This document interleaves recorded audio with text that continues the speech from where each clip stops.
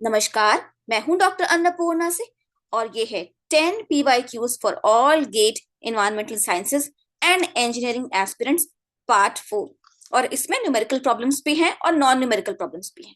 पर शुरू करने से पहले अगर आप मेरे चैनल पर नए हैं तो ऐसे कई वीडियोस के लिए और इन्वायरमेंटल साइंसेज से जुड़ी हर एग्जाम की तैयारी के लिए मेरे चैनल को सब्सक्राइब करना ना भूलें। Question number 1। In context of municipal solid waste treatment, match the equipment list 1 with their function in list 2। ये लिस्ट 1 है, इसमें इक्विपमेंट्स दिए गए हैं और इसमें फंक्शन दिया गया है। ट्रॉमल है, मैग्नेटिक सेपरेटर है, हैमर हिल है, एडी करंट सेपरेटर है। हैमर मिल, ठीक है, आर। तो हैमर का मतलब हथौड़ा।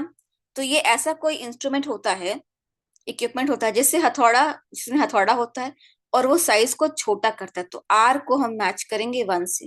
Hammer mill, size reduction. Magnetic separator, magnetic separator मतलब क्या होगा? मैग्नेट का इस्तेमाल करके आप फेरस मेटल को अलग कर देंगे, तो क्यू को हम फोर्स से मिला सकते हैं। ट्रॉमल, ट्रॉमल क्या होता है? एक ड्रम शेप्ड होता है और उसमें सारा सॉलिड वेस्ट डाल दिया जाता है और साइज के आधार पर वो छन्नी की तरह वो छान लेता है अलग अलग साइज के पार्टिकल्स को। तो पी को हम 3 से मिला देंगे। अब आंसर देखते हैं। आंसर है ए। पी को हम मिलाएंगे 3 से। ट्रॉमल में स्क्रीनिंग छन्नी की तरह छान लेगा साइज साइज के आधार पे।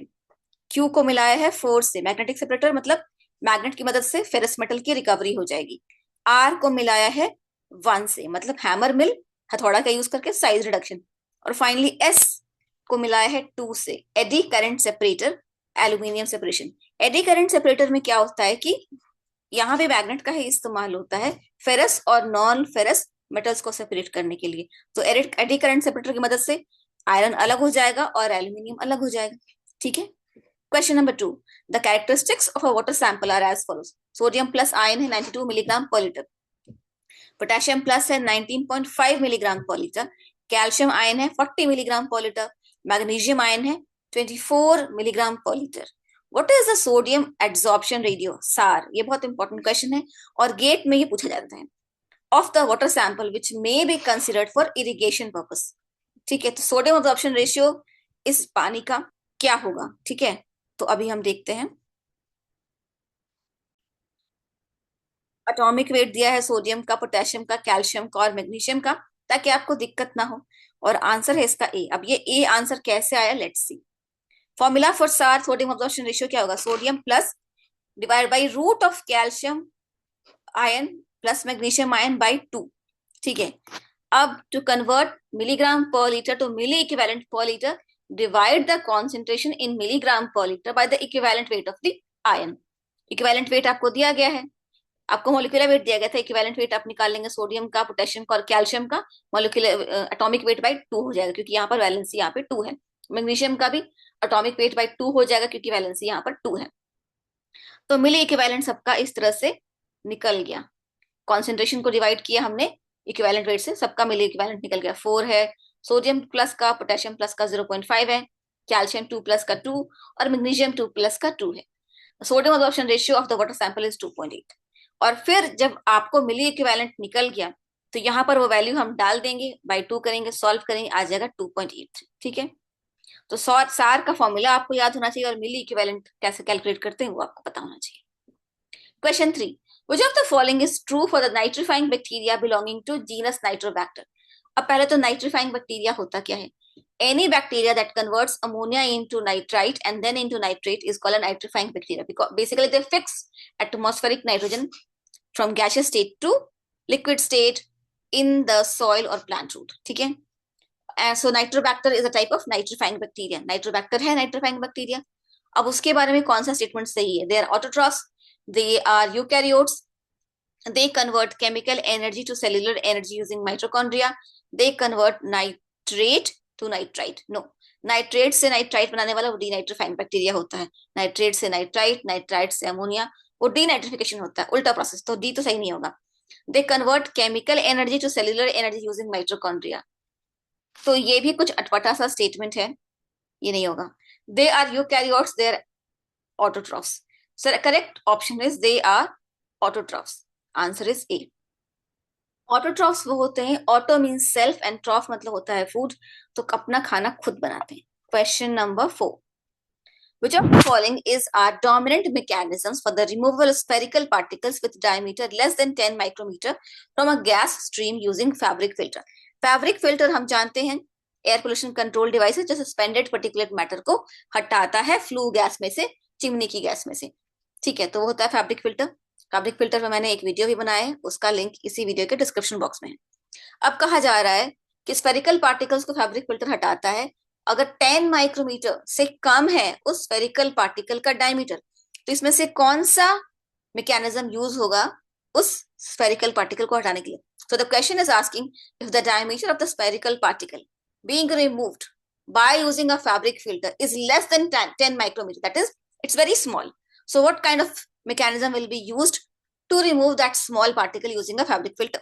इम्पैक्शन मतलब प्रभाव, ग्रेविटेशन मतलब आकर्षण शक्ति, मतलब अपने भार की वजह से वो होगा, नीचे दब जाएगा। इंटरसेप्शन मतलब अवरोधन, रुकावट की वजह से वो रुक जाएगा। या डिफ्यूजन मतलब प्रसार। डिफ्यूजन क्या होता है? स्मॉलर पार्टिकल्स का एक मेम्ब्रेन के थ्रू उस तरफ दूसरी तरफ चले जाना।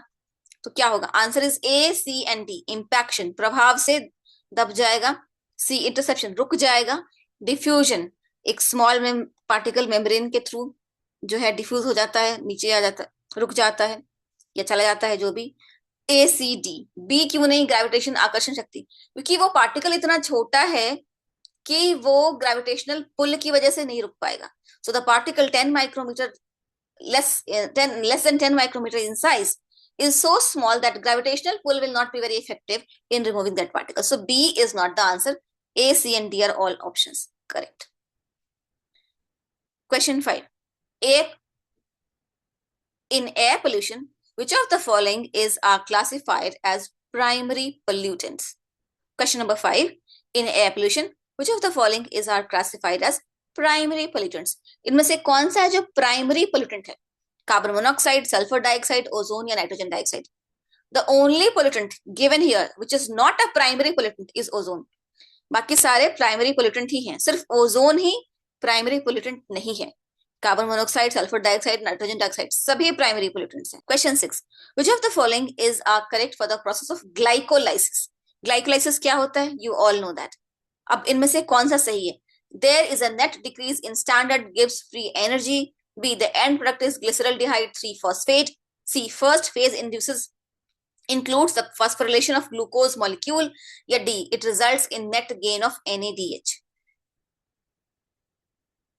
Answer is A, C and D. There is net decrease in standard Gibbs free energy.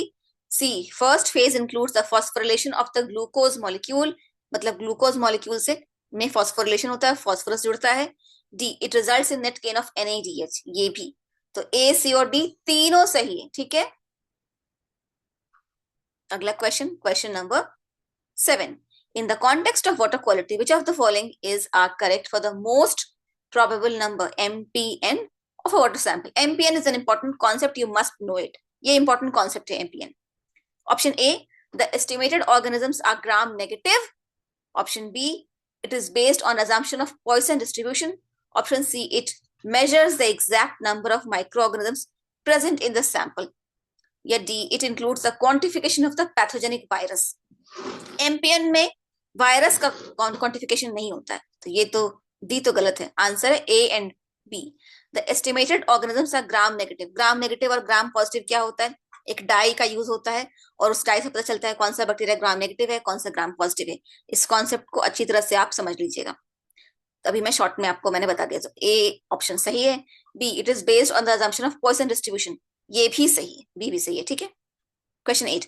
For any particular location which of the following would influence solar radiation incident on a rooftop solar water heater? अब छत पर solar water heater लगा हुआ है, उसके context में आप सोचिए इनमें से कौन सा फैक्टर जो है उससे फर्क पड़ेगा सोलर वाटर हीटर को? किससे फर्क पड़ेगा? A, heater surface temperature, heater के सरफेस का टेम्परेचर क्या है। B, day of the year, कौन से साल का कौन सा दिन है, गर्मी का दिन है, जाड़े का दिन है, नवंबर है, जनवरी है, मार्च है, अप्रैल है। सी, हॉट वाटर टेम्परेचर, गर्म पानी का टेम्परेचर क्या है। या D, sky clearness, sky clearness मतलब आसमान कितना साफ है, बादल कितना कम है, कितना ज्यादा है। तो किस किस से फर्क पड़ेगा? B and D, day of the year, साल का कौन सा दिन है, गर्मी का दिन है या जाड़े का दिन है, उससे फर्क पड़ेगा। और डी, स्काई क्लियरनेस, बादल है या नहीं, उससे फर्क पड़ेगा। ठीक है। क्वेश्चन 9, ये आ गया numerical problem. If f x plus three f g x is equal to x minus two, एक इक्वेशन दी है where g x is equal to three x plus one divide by x minus three. ठीक है। ये question complicated लग रहा है but complicated नहीं है, थोड़ा लंबा है बस। Then the value of the ratio of F5 by F8 इज, अब ये कैसे होगा आंसर, आंसर 5 है पर ये 5 कैसे आएगा, इसको हम देखेंगे। यहाँ पर 5 और 8 इंपॉर्टेंट नंबर्स हैं, अभी देखते हैं। एक put x is equal to 5 in the equation, तो x की जगह पे हम हर जगह 5 डाल देंगे। F5 डाल दिया, 3FG5 डाल दिया, और फिर ये इक्वेशन को सॉल्व करते जाएंगे। और ये दो इक्वेशन जो आपको दिए गए थे अभी, उसमें आप x की जगह 5 डाल देंगे। तो g की वैल्यू आई, G5 इज इक्वल टू 8 और F5 प्लस 3F8, तो G5 का वैल्यू निकल गया 8 है, तो F5 प्लस 3F8 का वैल्यू आ गया 3। ठीक है। अब दूसरे केस में हम x की जगह 8 डाल के देखेंगे, तो अब दोनों इक्वेशन को हम ऐसे सॉल्व करेंगे, तो G8 का वैल्यू आ जाएगा इजीली 5, तो F8 प्लस 3F5 को हम डालेंगे 6 में। सिंपली जब हम G में 5 डालेंगे तो ये इक्वेशन से सॉल्व करके G5 की वैल्यू आ जाती है, ऐसे G8 में 8 डालेंगे तो G8 की वैल्यू आ जाएगी। ठीक है। और इस तरह से हम दोनों इक्वेशंस को सॉल्व कर लेंगे, तो G5 की वैल्यू 8 आ जाती है, और जब हम x में की जगह 8 डालते हैं तो फिर G8 की वैल्यू 5 आ जाती है। अब F8 plus 3F5 is equal to 6 आ गया। यहाँ पर F5 plus 3F8 is equal to 3 आया था, यहाँ पर F8 plus 3F5 is equal to 6 आया है। Now we need to solve this equation. अब हम इसको सॉल्व करेंगे। उसको सॉल्व करने के लिए क्या करेंगे, 5 plus 3F5 plus 3F8 is equal to 3, इसको हम 3 से मल्टीप्लाई कर देंगे। आप कर सकते हैं क्योंकि इधर भी 3 से मल्टीप्लाई होगा, इधर भी 3 से मल्टीप्लाई होगा, तो ये इक्वल का साइन है, इक्वेशन बिगड़ेगा नहीं। और उसके बाद जब हम इसको 3 से मल्टीप्लाई कर देंगे तो आएगा 3F5 plus 9F8 is equal to 9, और इस इक्वेशन में से हम फिर इसको माइनस कर देंगे तो आपको वैल्यू मिल जाएगी। ये बेसिकली 10th लेवल का मैथ्स है, शांति से करते जाना है आपको और आंसर सही से आ जाएगा। आखिरी question, mosquitoes pose a threat to human health, मच्छर से बीमारियां फैलती हैं। Controlling mosquitoes using chemicals may have undesired consequences. अब मच्छरों को हम केमिकल से मारेंगे तो अनडिजायर्ड कॉन्सिक्वेंस, अनचाहे उसके साइड इफेक्ट्स होंगे। तो फ्लोरिडा जो यूएस में स्टेट है, वहां पे authorities have used genetically modified mosquitoes to control the overall mosquito population. तो फ्लोरिडा में क्या हुआ, जेनेटिकली मॉडिफाइड मॉस्किटो यूज कर दिए ताकि मॉस्किटो पॉपुलेशन को कंट्रोल कर सके। It remains to be seen if this novel approach has unforeseen consequences. अब ये देखने योग्य बात होगी कि इसका क्या कुछ साइड इफेक्ट आता है या नहीं। Which one of the following is the correct logical inference based on information in the above passage? अब जो मैंने आपको बताया है उसके बेसिस पे इसमें से कौन सी बात सही होगी। ठीक है। Option A, using chemicals to kill mosquitoes is better than using genetically modified mosquitoes because genetic engineering is dangerous. तो ऑप्शन ए में कह रहा है कि केमिकल से बेटर था, जेनेटिक इंजीनियरिंग तो खतरनाक हो सकता है। Option B, using genetically modified mosquitoes is better than using chemicals to kill mosquitoes because they do not have any side effects. तो ऑप्शन बी कह रहा है कि जेनेटिकली मॉडिफाइड मॉस्किटोज बेटर है केमिकल्स से, क्योंकि जेनेटिकली मॉडिफाइड मॉस्किटोज का कोई साइड इफेक्ट नहीं होता है। तो ये ऑप्शन सही नहीं है क्योंकि यहाँ पर लिखा गया है कि अनफोर्सीन कॉन्सिक्वेंसेस, अभी पता नहीं है कि आगे क्या होगा।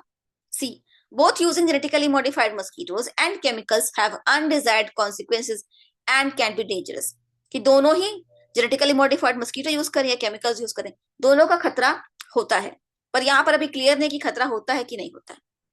D, using chemicals to kill mosquitoes may have undesired consequences, but it is not clear if using genetically modified mosquitoes has any negative consequences. Option D ये है कि केमिकल्स से जब हम मच्छर मारते हैं तो उसका तो अनडिजायरेबल कॉन्सिक्वेंस होता है, खतरनाक कॉन्सिक्वेंस होता है, बाई प्रोडक्ट होता है, लेकिन जब हम जेनेटिकली मॉडिफाइड मॉस्किटोज का यूज कर रहे हैं मॉस्किटोज को मारने के लिए, तो उसका खतरा कितना होगा, होगा या नहीं होगा, ये कुछ क्लियर नहीं है। और ये सबसे सही ऑप्शन यही है, इसमें यही कहा गया है, आंसर इज डी। आज के लिए इतना ही। अभी तक अगर मेरे चैनल को सब्सक्राइब नहीं किया है तो प्लीज डू सब्सक्राइब, और please share this video with at least 3 friends और व्हाट्सएप ग्रुप्स एज गुरुदक्षिणा, क्योंकि आप शेयर करते हैं तो ही मेरा चैनल बढ़ता है, लोगों तक पहुंचता है, और यही मेरा इकलौता मोटिवेशन भी है। Thank you. जय हिंद, जय भारत। सब्सक्राइब करें और शेयर करें, ये दोनों एकदम फ्री है।